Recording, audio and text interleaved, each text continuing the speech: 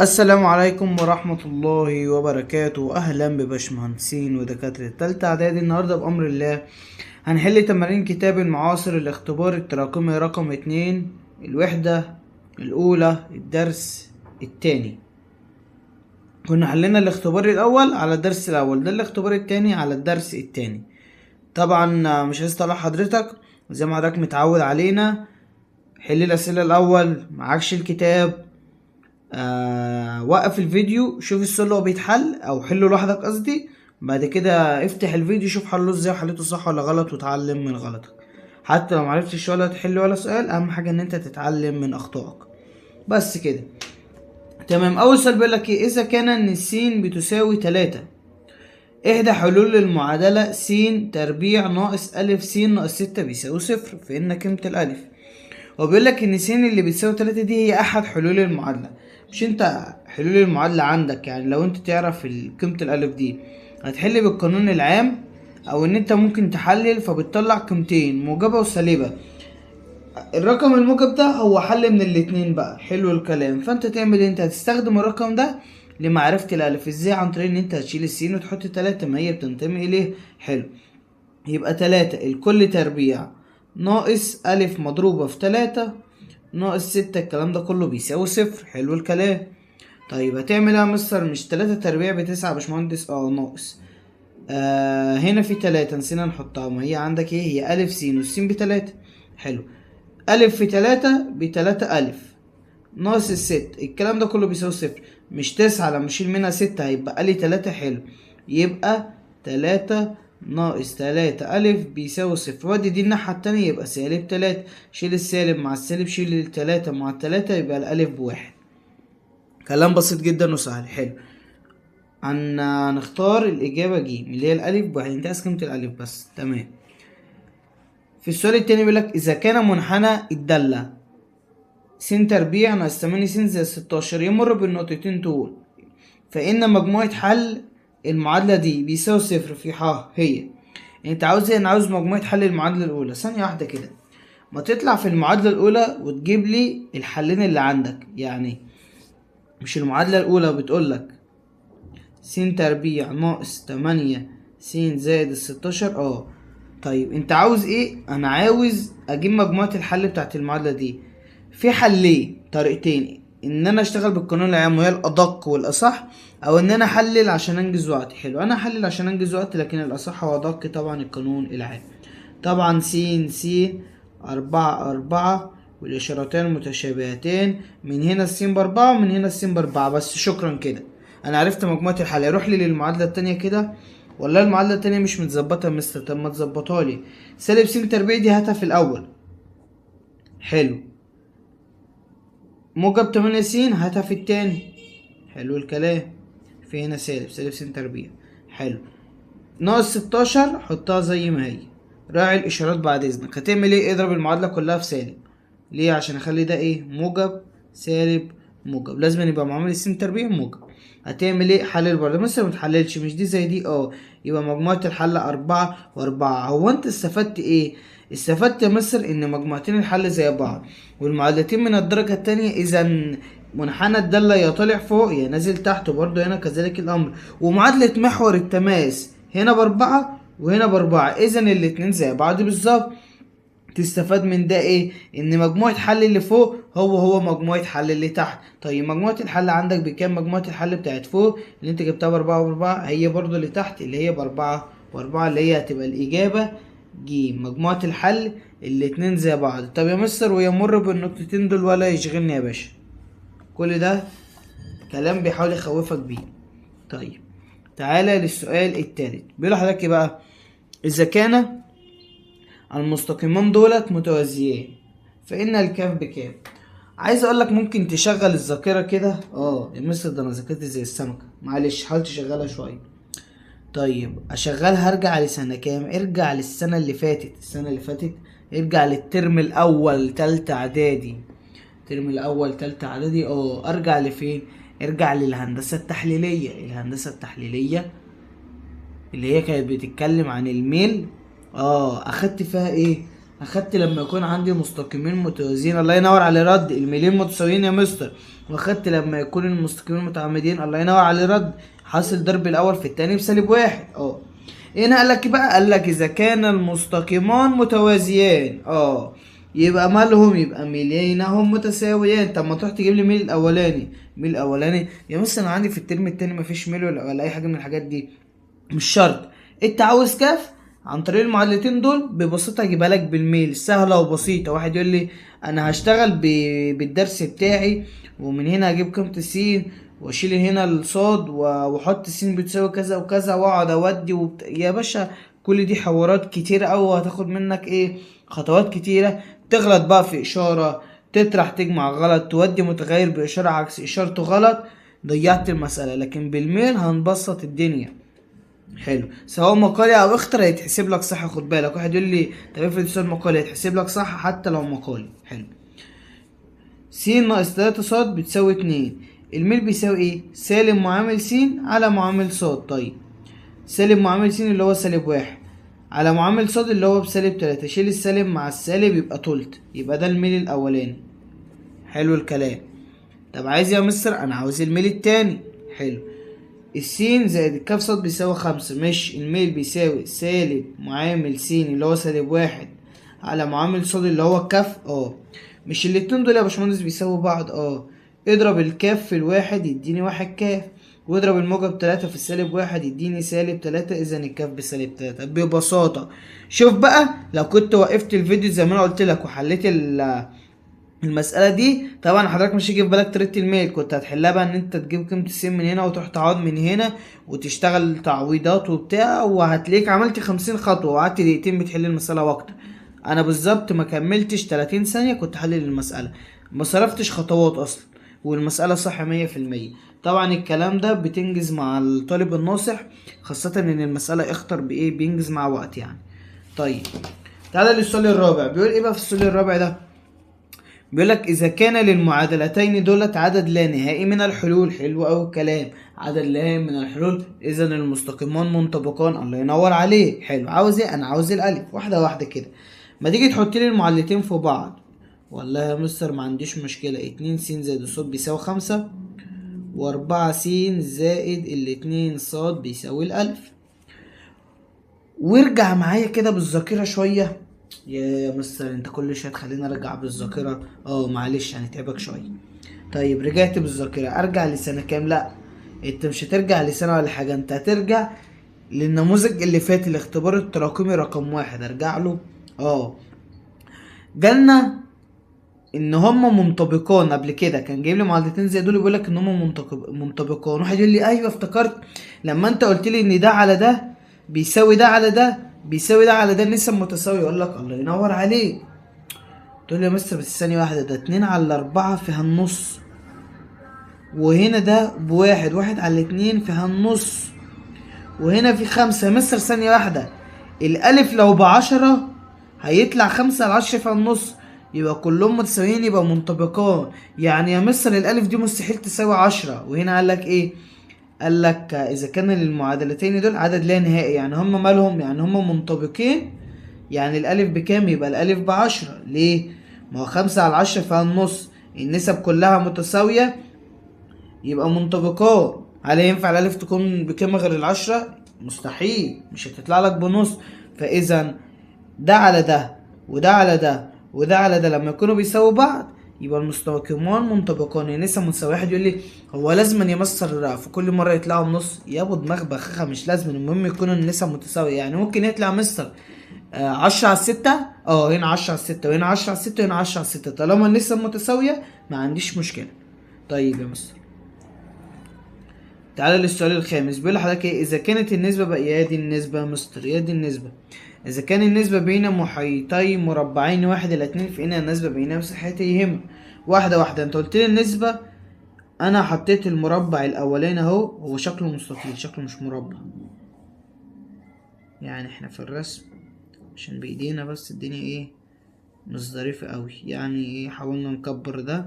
حلو، خلينا مربع يعني ضعف التاني على قد ما نقدر. طيب انت هتستفاد ايه برضو من الكلام ده مستر؟ هقول لك هستفاد منه ايه. انت قلت لي ان المربع الاولاني نص التاني، يعني التاني ضعف الاولاني. حلو. برضو ما فهمتش، انت قلت لي النسبة بين المحيطين. واحدة واحدة، مش في واحد ضعف التاني؟ انا هفترض ارقام من عندي ان المربع الاولاني ده ان طول الضلع باربعة. واحد يقول لي خلاص يبقى ده باربعة وده باربعة وده باربعة، اقول لك مفيش مشكلة. حلو الكلام. بما ان ده باربعة يا مستر ده ضعفه، يبقى ده تمانية وده تمانية وده تمانية وده تمانية. حلو الكلام. نروح للمربع الاولاني. حلو.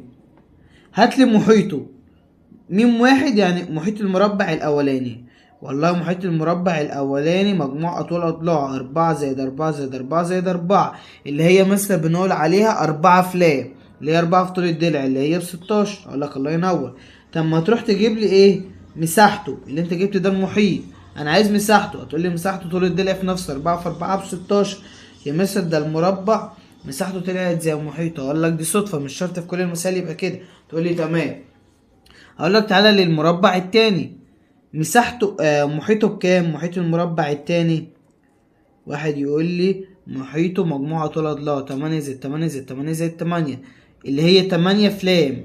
قصدي اللي هي اسف اللي هي اربعة فلام، اللي هي اربعة في تمانية باتنين وتلاتين. حلو. روح هات لي بقى مساحته، مساحة المربع التاني. والله مساحته طول الضلع في نفسه تمانية في تمانية باربعة وستين. دول طلعوا مش زي بعض زي الاولاني. قلت لك ما هو مش شرط.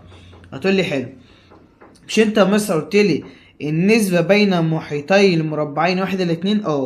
مش ده المحيط الاولاني وده المحيط التاني اقسمهم على بعض. على الاقل اكتب كده 16 على 32 هتطلع واحد على الاتنين.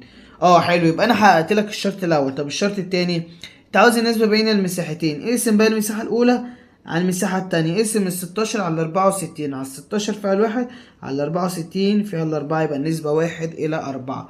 يبقى حلينا المسألة بطريقة بسيطة وحلوة جدا. فرضنا ارقام ورسمنا وبتاع والدنيا بسيطة، ورعيت ايه المنطق. واحد الى اتنين يعني في واحد ضعف التاني، بس كده ببساطة. تمام. تعال نحل السؤال السادس. بيقول لك ايه بقى في السؤال السادس ده؟ بيقول لك اذا كان للمعادلتين دولت حلا واحدا. واحد يقول لي ثانية واحدة، حلا واحدا يعني هما منقطعين يا مصر، يعني واحد بيقطع التاني. هقول لك الله ينور عليك. فإن الكاف لا يمكن أن تساوي. واحد يقول لي حطهم تحت بعض يا مستر أنا حفظت خلاص. أقول لك الله ينور عليك. فأنا أقول له س زائد الاتنين صاد بيساوي الواحد. اتنين س زائد الكاف صاد بيساوي الاتنين. واحد يقول لي بقول لك يا مستر ما ترجع بالذاكرة بقى أنت المرة دي، احنا كل مرة بنرجع بيها، ارجع بيها أنت بقى. هقول لك ارجع بيها فين؟ قول لي ارجع بيها للسؤال التالت. آسف للسؤال الرابع. كان في السؤال الرابع قال لك عدد لا نهائي من الحلول. تقول له اذا المنطبقين اذا النسب متساويه. اقول لك الله ينور عليك. بس هنا مثلا لو جيت قسمت الاول على التاني فيديني واحد على الاتنين بنص، وهنا واحد على الاتنين بنص. يا مستر ثانيه واحده، هنا في اتنين وتحت في كاف. الكاف دي يستحيل يا مستر انها تساوي اربعة. ليه يا ابني مستحيل انها تساوي اربعة؟ يا مستر ما هو اتنين على الواحد، الاتنين على نفسها فيها الواحد، اتنين على الاتنين فيها الواحد، واربعة على الاتنين فيها الاتنين. ده طلعوا النسب متساوية. اذا دول ايه؟ منطبقان. واحد يقول لي لا دول مش منطبقان، دول منقطعان عشان عندي حل وحيد. اذا الكاف مستحيل تساوي اربعة. ليه؟ لو الكاف لو الكاف ساوت اربعة يطلع النسب متساوية. اذا انا قلت له ان هم منطبقان وهو بيقول لي ان هو عنده حل وحيد. هو هل من المنطق ان يكون عندي حل وحيد وان هم منطبقان؟ لا طبعا. فاذا بما انه حل وحيد يبقى منقطعان، يبقى اذا الكاف مستحيل تساوي اربعة. عشان هو قال لك هنا ايه؟ قال لك الكاف لا يمكن ان تساوي ايه. بص المسائل بتتحل بالطريقة دي، ولا تقعد بقى تفكر ولا اي حاجة. هي يا ابني قواعد ثابتة تمشي عليها تحل المسائل بس كده. طيب تعال نكمل ونحل السؤالين المقالين الفاضلين. اسئله سهله وبسيطه جدا والله، عايزه شويه تركيز بس. في السؤال الاول بيقول لك ايه؟ بيقول لك 3 س تربيع حلو ناقص 5 س زائد الواحد بيساوي صفر. انت عاوز ايه؟ انا عاوز حل، انا عاوز مجموعه الحل. اوجد في مجموعه حل كل من المعادلتين الاتيتين باستخدام القانون العام. واحد يقول لي يا مستر انا مش حافظ القانون العام. اقول لك بص، صلى على النبي صلى الله عليه وسلم. انت بتحتار تكتب هنا س ولا صاد ولا عين ولا لام. بص على المعادله فيها ايه؟ فيها س وس. يبقى قول له ان السين بتساوي وشد خط. طب لو كان هنا صاد وصاد قول له الصاد بتساوي شد خط. ايه ده؟ بالسهوله دي بالسهوله دي. طب القانون بقى، تعال احفظ معايا. تحت 2 ألف يا مستر المقام ما عنديش فيه مشكلة، 2 ألف دي حاجة عبيطة. طب تعالى للبص اللي هو ايه الطالب بيحسه صعب عليه. والله انت عندك موجب او سالب الجذر دي يا باشا ما تنساهاش، موجب او سالب الجذر حلو خلاص مش هنساها. طب يا مستر المشكلة اللي في جوه الجذر، انت عندك هنا ب بس بالسالب، حلو لغاية هنا تمام. خد الب جوه مربعة يبقى ب تربيع، خد الإشارة السالب وحط لها 4 ألف ج. تاني المقام 2 ألف سهلة، حطيت موجب أو سالب الجذر في بره سالب ب، خدها مربعة جوه ناقص 4 ألف في ج. ببساطة كده بالفهم كده هتجيبها، انت فاهم، عشان الناس اللي عندها مشكلة في انها بتنسى القانون العام. طبعا تعالى هنا الألف بكام؟ الألف ب3. الب بكام؟ الب بسالب 5، سالب 5 في سالب 5 بموجب 5. طبعا هنا موجب أو سالب جذر. واحد يقول لي في سالب هنا، اقول لك يا ابني ما هو راح مع ده، صحصح بقى معايا بدماغ بخاخ. ب تربيع يبقى 25 ناقص 4 في ألف ب3 في ج بواحد. فين الجيم دي يا مستر؟ اهي دي الجيم ودي الب ودي الألف للناس اللي مش عارفة طبعا، وعيب تكون مش عارف، ده احنا حلينا عليها مثال قد كده على القناة. حلو تعالى على الآلة كده. واحد يقول لي انا هاخد مرة بزائد ومرة بناقص، اقول لك الله ينور عليك، افتح آلتك كده وقول لي ايه. قول لي 5 زائد جذر 25 ناقص 4 في 3 في واحد. يقول لي يا مستر لازم تكتب الواحد يعني، اقول لك يا عم معلش حقك عليا، 2 في ايه في 3. قول لي يساوي، يطلع معاك بالاس دي. هو قال لك ايه؟ هو خد بالك قال لك مقرب للناتج الاقرب للرقمين 20. تعالى بقى السين بتساوي، طبعا 1 بوينت دي انا ما عنديش فيها مشكله انا هحطها. ايه المشكله اللي عندي بقى في الرقمين دول؟ اكتب 4 3 ولا اكتب 4 4 ولا اكتب يا مستر؟ بص الرقم الاولاني انت هتحطه زي ما هو، ما عندكش فيه مشكله، حلو يبقى كده 1.4. الرقم اللي بعديه بقى التلاتة دي، بص على الرقمين اللي قبليها اللي هم يا مستر 42 دول، لو معديين ال50 هتعمل ايه؟ هتخلي التلاتة دي 4. طب لو تحت ال50 هتاخد التلاتة زي ما هي. طب هما كام؟ هما 42. تحت ال50 حط التلاتة زي ما هي، يبقى انت كده خدت الاقرب رقمين 20. طب لو كانوا فوق ال 42 كانوا مثلا 50 بالظبط، تخلي التلاتة دي 4 يبقى 1.44 بس كده، عشان هيحط لك في الاختيارات 1 3 4 و1 4 4. قابل بقى يا معلم، تحل كل حاجة وترص وفي الاخر تختار غلط. تعالى بقى احنا خدناها مرة بالموجب، خليها بقى مرة بالسالب. قول له يساوي، هي الارقام بالاس دي برضو. تعالى كده قول له السين بتساوي بقى الحل التاني 0.2. دول اساسيين ومعنديش فيهم مشكلة. حلو هنبص هنا 3 قبلها كام؟ 24 تحت ال50، خلاص حط التلاتة زي ما هي يبقى 23 من 100 بس كده. تعالى بقى للمسألة التانية زيها بالظبط نفس الفكرة، ولكن حطلك س في المقام. واحد يشوفها يترعب، يا ابني بتترعب ليه يا ابني؟ المسألة ما فيهاش اي حاجة. الطالب اللي معايا من الاول خالص هيرد عليا ويقول لي في مقام اخلص منه يا مستر. طب اعمل ايه يا مستر؟ انت قلت لي لما تشوف مقام اضرب في المعادله كلها في المقام. المقام في س اضرب المعادله كلها في س. س في س بس تربيع زائد هتحط هنا س في 2 س هتبقى لك الاتنين. ما انت بتضرب هنا ايه في س اهو، السين دي بتضرب في 2 يبقى 2 س على الس، شيل الس مع الس بس كده. وهنا طبعا ما تنساش 5 س. واحد يحط ال5 يخرب بيتك ضيعت المساله. ظبط معادلتك يبقى س تربيع سالب 5 س وديها الناحية التانية والموجب 2، الكلام ده كله بيساوي 0. حلو انت عاوز ايه بالقانون العام؟ ما عنديش اي مشكلة، هقول له السين بتساوي وارسله القانون. عوض بقى على طول. طبعا سالب يبقى موجب 5، موجب او سالب جذر 5 تربيع ناقص 4 في ألف في ج على 2 في ألف. ويا مستر المسألة خلصت. اقول لك حلو الكلام. تعالى نظبط كده، شد شرطة الكسر.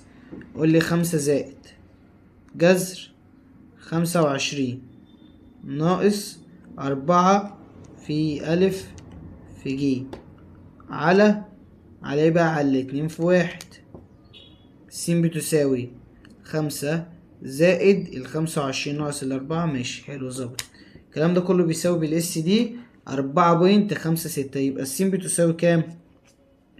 4.5. بس خد بالك ما تحطش ال6 قبلها 15، خلاص حط ال6.